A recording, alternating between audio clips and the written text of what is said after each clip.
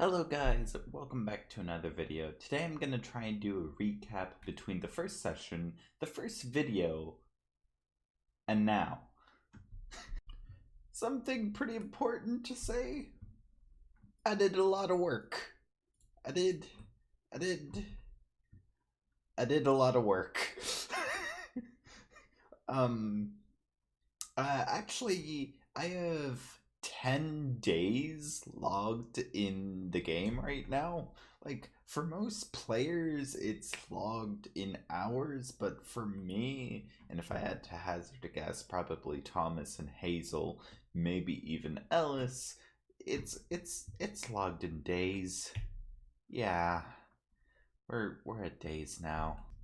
Another thing that happened between the first session and now is like several weeks. I think 3 or 4 weeks have happened, and the main reason I haven't covered these is I'm a bad recorder. I'm bad at my job. I'm not good at recording stuff. But another pretty notable thing is we have a newspaper, which I'm going to use to very roughly describe the events that passed. And anytime something of note happens, I'll dip into that specifically. Simply because I'm not sure how much of the video I was like trying to make to act like I was a good YouTuber gets published. Um, I have a frontier store. I actually have a corporation. Uh, yeah. So several businesses on the server started up, and there was the first major event outside of the founding of Arcadia. Was the various businesses being founded. First two businesses to be founded were RTC, Rosethorn Trading Company, and Savannah Co., which is conveniently a good amount of the stores are conveniently placed here. Savannah Co. Frontier Store behind me right now, and Savannah Stories behind me right now. And the cool. Basically, I should have some B-roll for this, but RTC directly funded Savannah Co., as RTC was the very first build company that was founded on the server, and Savannah Co., trying to be a nice good startup, directly took funding from them, but in trade for 51% profit share, which is a lot of business to say Savannah Co. belongs to RTC technically. That being said, some other businesses started up, some less official than others, like Lucky 13. Just have to fly to it real quick. Yeah, we're at Lucky 13. Yeah. Look at this. This is the casino. Lucky 13's cool. It's nice. Another business that was founded pretty early on was the Arcadia Bank, that was formerly known as the RTC Bank. Actually, it's Bank of Arcadia. I'm sorry. A bit of another business that happened was Ellis's flower shop, but it isn't being listed in the Arcadia Times as a business, so I have to assume that it's not that big of a business in the pool of businesses. But it's been a nice little I don't know what a small business that's surprisingly profitable is called, but it's that. I'm giving you all a seizure. Another business that was originally founded by RTC, A&N. I really tried to get in the shot there, but the building is deceptively tall. It is, trust me. A&N started as a RTC thing. I'm not certain what it actually was at first, but it started as an RTC project to inform the people. It was a news organization that covered economic news and is now a publishing agency for news, stories, and any other goings on, like any other things that are written in books and for a lot of people to read. Moving on. Finally, we have one of my favorite businesses that needs a little bit of explaining. Blue Tech was founded by Savanico and Lucky 13's creators, myself and Hazel of the Basil. Blue Tech was basically a company that exploited our brewery plugin. We added a whole bunch of custom brews, and one of many was meth. We added meth to the brew plugin.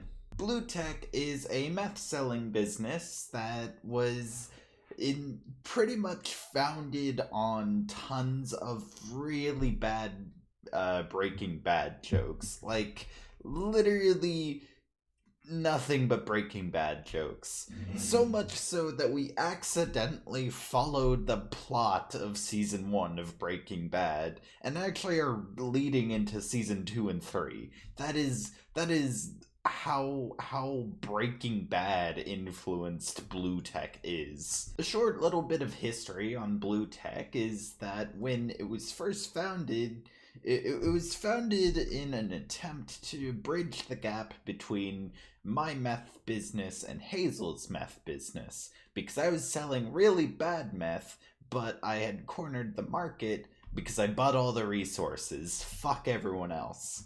Hazel was selling good meth, but he couldn't really make it because I had the resources.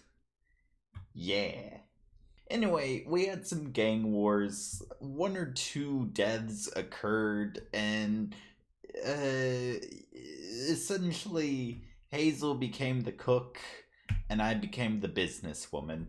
And thus the quote that is very infamous in Blue Tech: "You know the business, I know the recipe," or something like that. Hazel says it a lot.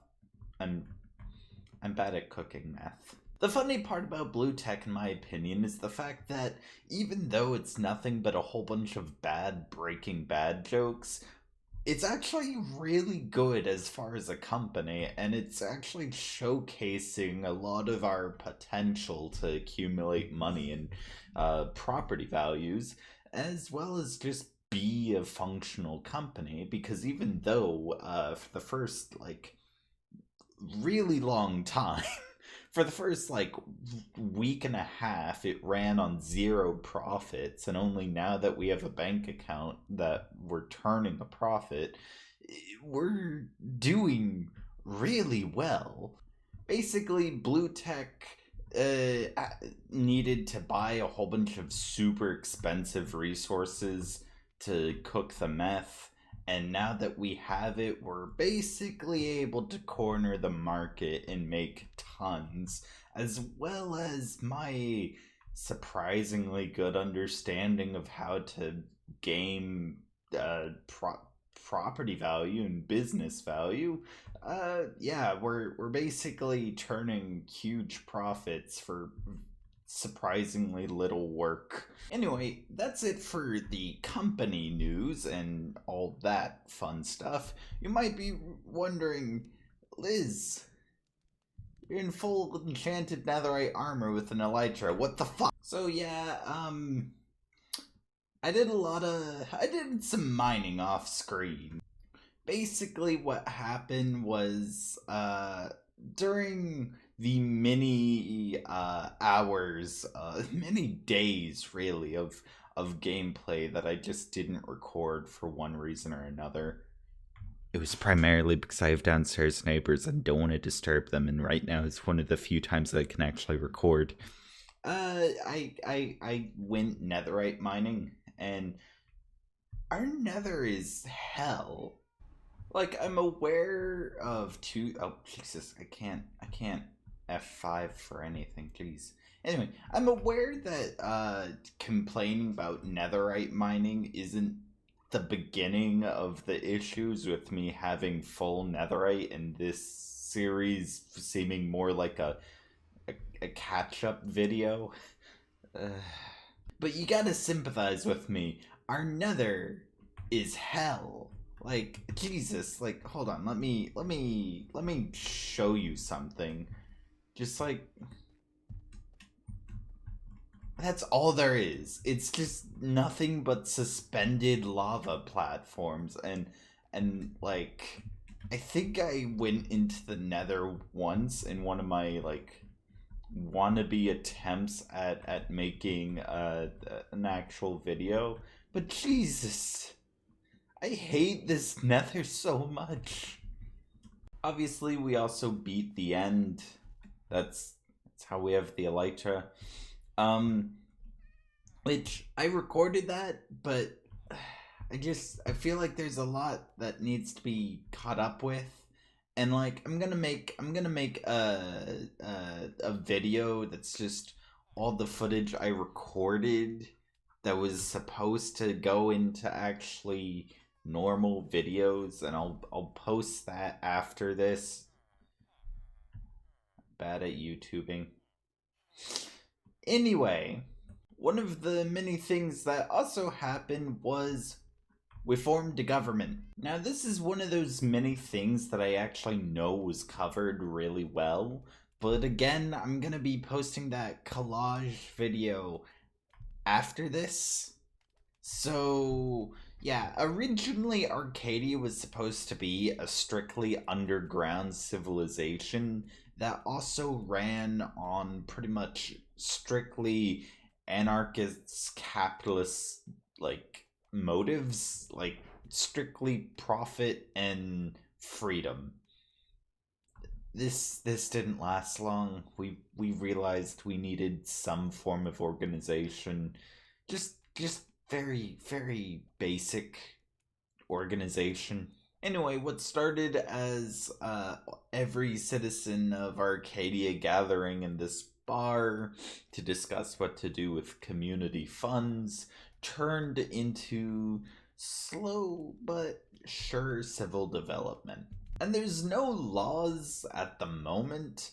There is a lot of talk about adding, God forbid, tax. Uh, there's also a city planner above ground. Like I made this map here and I try and update it regularly. But we elected Thomas as a city planner to plan where the roads go and put funds into making more ice paths like these, commissioned by yours truly. At yours truly, rather, sorry. And of course, the city planner thing isn't big, except it totally is huge. When we elected the city planner, they had essentially the power to do whatever they wanted with city planning. Like, they had executive authority. And I honestly really wanted to become city planner so that I could make a very bureaucratic but organized city. Um, and obviously, I'm not city planner at the moment, but now we have a very loose and unorganized but orderly city. Instead of nice building codes, we instead have roads that lead to, oh geez, I can't jump for shit. We have roads that meet buildings instead of buildings that meet roads, which to me at least is pretty big. It was a pretty big deal, pretty big blow to me. Of course, the another thing the city planner got to do was pretty much plan out how Arcadia moved to the surface. The civilization is now both subterranean and terrestrial, which pretty much means there will be no part of this world that escapes civilization. Right now, Arcadia is still pretty small, and surface development is, well, the key word is definitely development. But the thing is the RTC tower, which you can see behind me, is almost finished being built.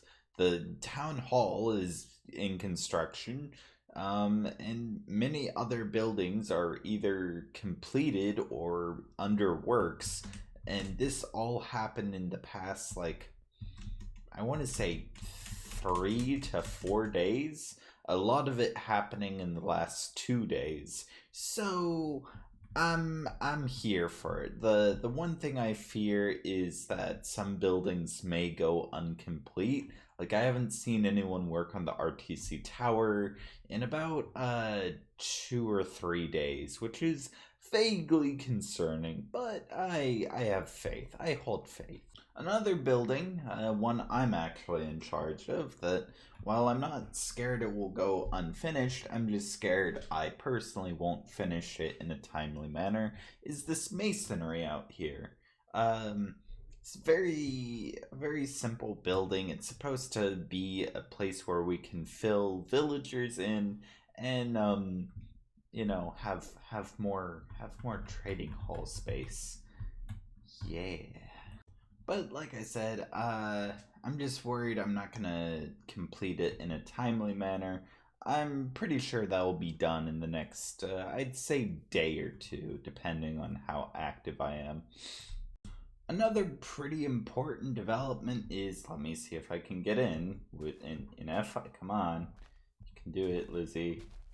Another important development is, oh wait, this is the wrong. I suck.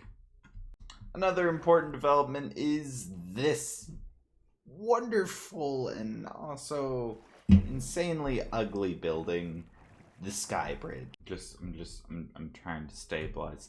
Anyway, Sky Bridge. This one specifically brings me to the Redstone District that I built, which I'll cover later. But this is actually a pretty insanely important. Jeez, I cannot position cameras. This is an insanely important construction because it is insanely important.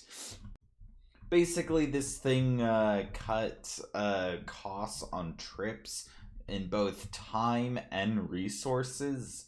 Like, before this Sky Bridge was produced, I needed to recharge my elytra, I needed to have fireworks, I need this, that, and the other. I needed a lot of things. But now that the Sky Bridge is done, I get here faster than I would with the elytra for 0 cost. Which means that I can get to this wonder. It's obscured by fog, of course. Which means I can get to this wonderful area over here, my developing redstone district. It's really not much, but like, it's functional and it's outputting good resources. So, that's something. So what I'm standing on right now is a in-works creeper farm. Sadly, I tried to build the creeper farm myself without looking at a like tutorial video. I'm stupid. And while it is only spawning creepers, it's not like getting them into kill zones very effectively. And for some reason, like, spawning is weird because like I'm sitting in AFK chambers and they're just not spawning. They're not spawning. Another thing over here is the copper forge, which, if hold on, the copper forge, mostly focused on fueling. The copper forge is dealing with a very important issue that this new season, this new update is pushing on us. Is there's a shit ton of copper. Like, there is a shit ton of copper. And right now, this copper forge is at half capacity. Like, I'm supposed to have installed 15. I mean 30, not 15. Blast furnace, but I didn't. Also down there, you might. Right here, you might notice that there's tons of skeleton horses, and that's because 9 skeleton horses have spawned on me. I mean trap horses, not skeleton horses. And now the Redstone district is just now my dark fantasy wonderland, because you just see tons of skeleton horses out here. A lot of them have died, and even with so many of dying, like there's just like regularly you'll see at least one poking its head around like a dirt mound or something. Uh, I kind of just like, I hope they don't go away, because there's a weird sort of charm about how the skeleton horses are always lingering around here. But that's that. I had 9 trap horses spawn on me, so that's that's fun. Anyway, as I was saying before I got distracted by the adorable skeleton horses, is there's a shit ton of copper in this update, which I planned to fix by having a copper forge. Thing is, this is a barely functional prototype. This is like prototype version 2. The original copper forge was much smaller and less effective. The funniest part about this is, while this is a prototype, and it's missing a lot of the pieces I wanted to incorporate, it's functional. Like it really is just a rudimentary super smelter hooked up to a way too built up bamboo farm, but it's functional. Like, I'd like to do more with it, but if it ain't broke, don't fix it. Another thing you may have noticed is this giant stone platform. You might be asking, what why? Why? This stone platform was intended for me to build maps on it. Sadly, I ran out of stone and money to build it, and while I am still looking into building this stone platform, and I'll finish it probably in 1 or 2 weeks.